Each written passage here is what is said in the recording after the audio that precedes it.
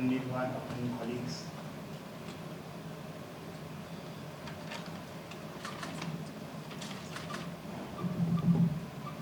Hello, can you hear me now? Afternoon, everyone. Afternoon, colleagues. My name is Yang Asitende, and I'm from the Daily Maverick.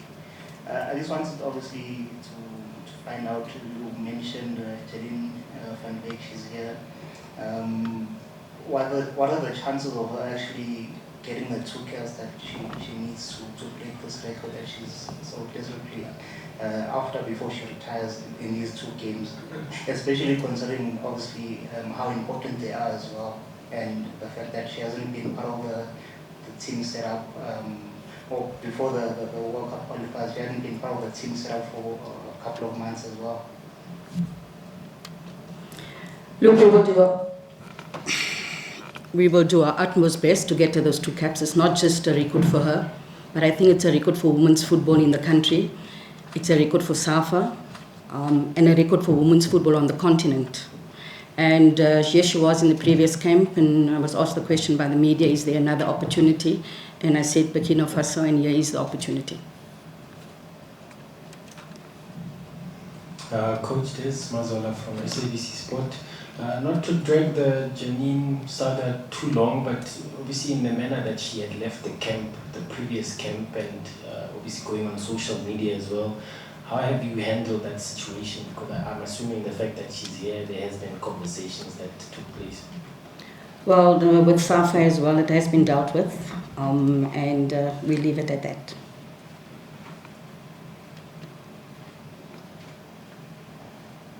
Okay. Any more questions?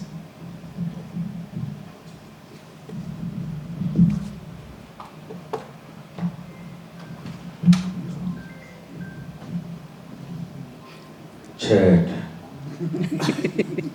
Joseph from Sports Coach. Good team, but just take us through the challenges of having to replace your regulars. I mean, with some of the new players within the squad, and looking at what you have here. I mean, you've got a ball of mixed emotions, because some of your regulars have done so well with the Sundowns squad. I mean, Kolosa has got some mileage on the legs, Ramalepe had some mileage as well, but then you find on the flip side, Mbali is not there, Nomvula is not there, the people that you've gone this route with. How much of a setback is that? Is it a bit of a, sweet sour moment? Look, we've always spoken about having a core group of players, and nothing was more evident, or was more evident than this last game that we played, where we really had to dig deep in taking from the core because of all the players that were not available. We've been playing without Bambanani and Refugee since during the World Cup. And I think the players that have been there, the likes of Lona Temba's been there a while. Tisetso is another one that's injured, by the way. And we've been playing without these players, and the Shamasi twins is in part of of our squad since last year. Nicole also was part of our squad since last year. Sam Kelisiwe, we knew of her. She was part of the Kusafa Cup squad. So it's not players that are coming in completely new. It's players that have been part, that have played had some game time, that are coming in that were not available for the previous Olympic qualifiers. And we believe in each and every one player that we select, because, like I said, we have a core group, and when we are selecting, we look at that core group and we look at who we're playing against and which players are going to make an impact against the opponents that we played. So I'm really confident and happy with the squad that we've selected, and I believe and trust in each and every one of them.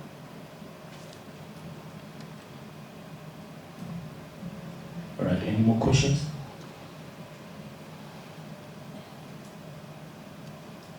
Okay. Yeah. He's thinking. That's also a question. Good afternoon, Coach. Voya from Newsroom Africa. I know you touched on a bit earlier on regarding Sundowns ladies and their triumph in the CAF Women's Champions League. How easy does it make it for you when it comes to this part of sort of trying to select a group of players, when you sort of have a team like Sundowns like that is performing well, especially at continental level, and when you are playing against a team from the continent? Let me be honest with you, selections are never easy. It's becoming more difficult and more difficult with players raising their hands all the time, and we have to get the mix right. We have to get the combinations right. We have to get all of that right, and it's not easy to select. There are so many out here, and if I ask each and every one of you to select, you won't have the same squad. So can you imagine how difficult it is for me as the coach to select? So it becomes more difficult.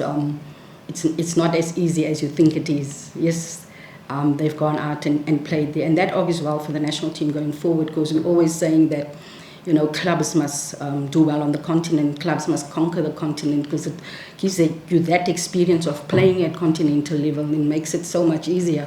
But many of those players that are part of the national team that are with Mamelodi Sundowns have been to 1 or 2 WAFCONs, have played in Olympic Games, have been to World Cups. So the experience that they get out of everything is good for the country. But you rightfully, when you say continental, experience is really important, because playing in Africa is a whole new ball game. Everybody that goes into Africa experience different things, and I think the experience of playing in Africa will hold us in good stead. Just to follow up on one of the players in Andile, Dlamini, one of the things that did come out when we were having a press conference at Oratambo with the team was just how much, seeing her so confident in how she's playing, going on, grabbing that goalkeeper of the tournament accolade. One part that came out is just how much this has sort of helped in overcoming sort of what was slightly a disappointment from sort of the World Cup. How happy were you with her in terms of her performance there? Look, I'm blessed that we have 2 quality goalkeepers. There's not many countries that can have 2 very good goalkeepers, and I'm blessed about that. I'm excited for getting the goalkeeper of the tournament as well, because that is what players strive for, to do well and get individual honours and being confident in what they do, and that only augurs well for us as a national team to have 2 quality goalkeepers like that. Coach, Michael Balaga from the Star newspaper. Coach, the first leg will be played in Ivory Coast, and some of Sundowns players were part and parcel of the team that won the Champions League in Korogo. But most importantly, Coach, do you think playing away firstly ahead of the second leg, will that be an advantage for the national team? Look, it can work either way. Playing at home, it's a lot of pressure, especially in the first leg. And this time around, it's away goals that count. But we're confident that we can get a result in both games. It's a difficult travel, but as you said, we're not going to the same place in Ivory Coast. It's a completely different place. But just being in the country, obviously, they already will come back and give us some information, sit and discuss what it's like, what the weather's like, what everything else is like, and that will really help, because they have first-hand experience. I haven't spoken to Coach Jerry since she got back, but I've been in contact with him before. I'll have a conversation with him as well to find out, what the situation is like, what the weather's like, what everything else is like. But we're playing in a total different part of the country. But you're right, that experience is invaluable.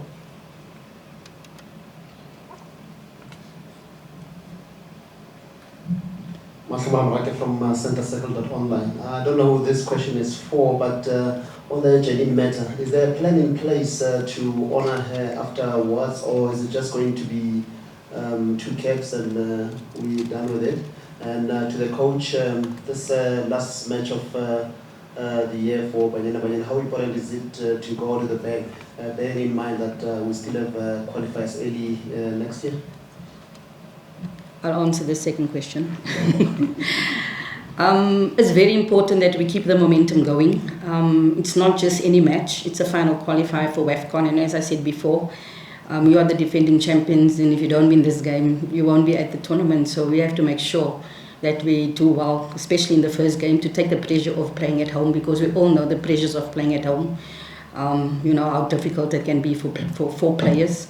But we'll make sure we've got enough information on Burkina Faso. We've already got an analysis on them that's been shared, so we know exactly what we need to do, but it's executing the game plan and making sure that we get a positive result in that first game, because that's really important, getting a positive result in that game to take the pressure off coming at home, because coming at home you'll have the fans in the stadium, and I must say the fans were magnificent the last time we played. it was 0-0, and they really started singing and motivating the players, and we asked for that again to happen when we play at home. All right, folks, to answer your first question, yes, there's some plans in the works, but we will communicate the details in due course. So yeah, covered. Right.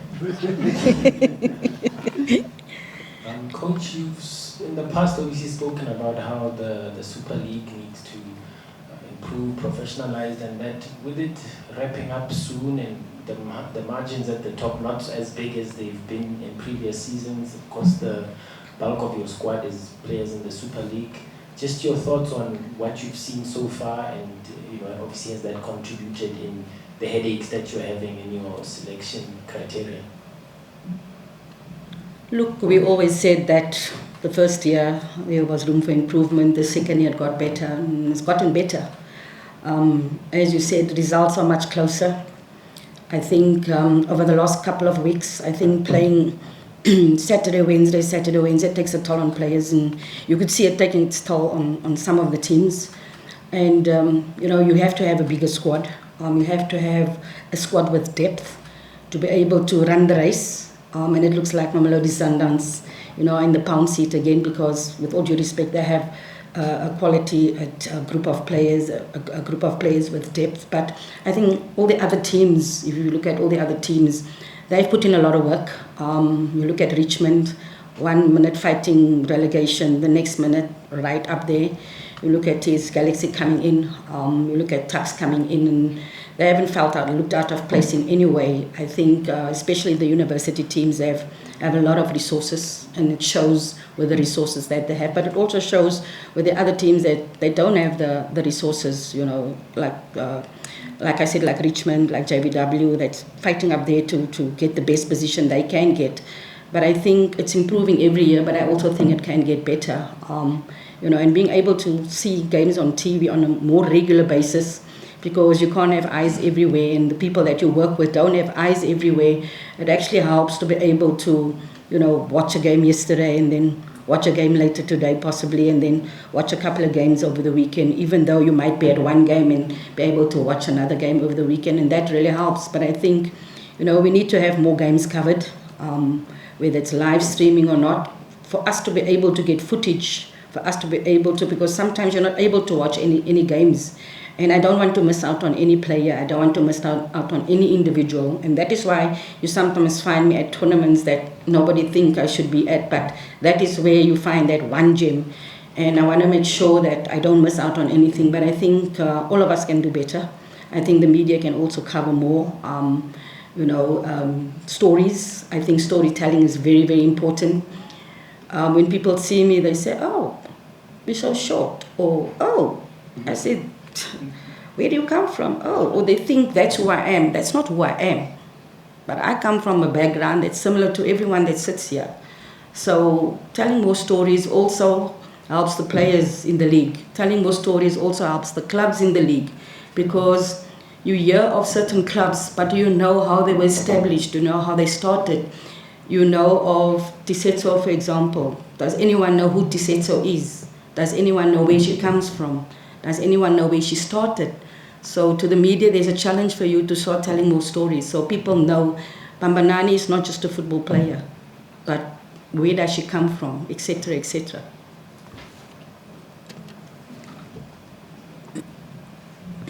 Coach, looking at this team from the DR Congo match, a lot of youngsters coming in, your Lona Tembas, your Asanda, your Nicole. Is this the way forward, seeing that you planning for the 4-year period leading to the next World Cup, or there is still a chance for those that are out to come back? And maybe to Safa, let's talk about, or confirmation rather, that Janine will be honored. Is there ever a time we will see if Nompumelelo Nyandeni will also be honored? I can answer that one. I can answer that one for you. I've been in conversation with Mpumi. There is definitely an opportunity. We've had conversations. So, as I said before, Janine was the first one that reached out to say she's retiring. No one else has reached out. Mpumi is the second one that's reached out. And we've had conversations, so there's definitely something in the pipeline. So I can confidently say that I'm busy with that, yeah. The other one with the players coming in. Look, you can never discard experience, but experience is only experience if it still adds value. If it doesn't add value anymore, then experience doesn't mean anything. But you're rightfully, when you say you're also looking long term, we have to make sure that players are ready. We have to make sure that we prepare the next generation of players. And we have to make sure also that by the time the 2024 WAFCON comes along, that most of those players are there, because the 2026 one doubles up as a World Cup qualifier. And if they haven't had the experience of playing there, they might not be ready. But you cannot discard the experience that you have. And if they still add value, then you cannot overlook them.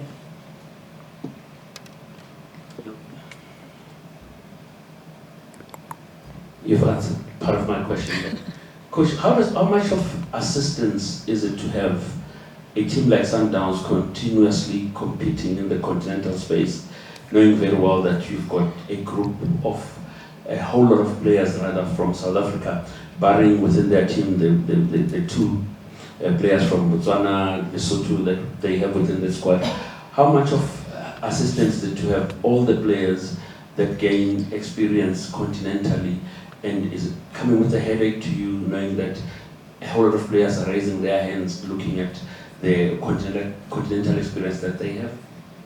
I think I've answered that question earlier, asking about the experience of them playing in the continental space. A lot of them have also played at World Cups, have played at during Olympic Games, etc. So added to all that experience, it's not something you can buy, but it is invaluable. But you rightfully say, when going into Africa is a whole new ball game, as I said earlier, and playing on the continent, it gives you that experience. We always talk about our teams trying to do well on the continent because it says that argues well for the national team. And I remember when Mamelodi Sundowns won the CAF Champions League in 2021, there were people that said there's no way that Banyana cannot win WAFCON. From again, Coach. Just on, obviously, my colleagues have mentioned the importance of the mix of youth and experience, but just to take you back to the World Cup qualifiers where Nicole and Wendy Shomwe did quite well as young players in both matches. How important, I know obviously as coaches you don't like to single out individuals, but just how impressed were you with those two players, especially because they seem to be the future of the team? As I said earlier, Wendy Shongwe was part of our team since before the World Cup.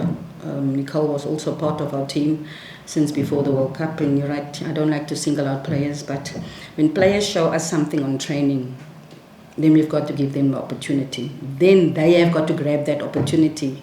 And like Nicole did, not just in the game at home, but the game away as well.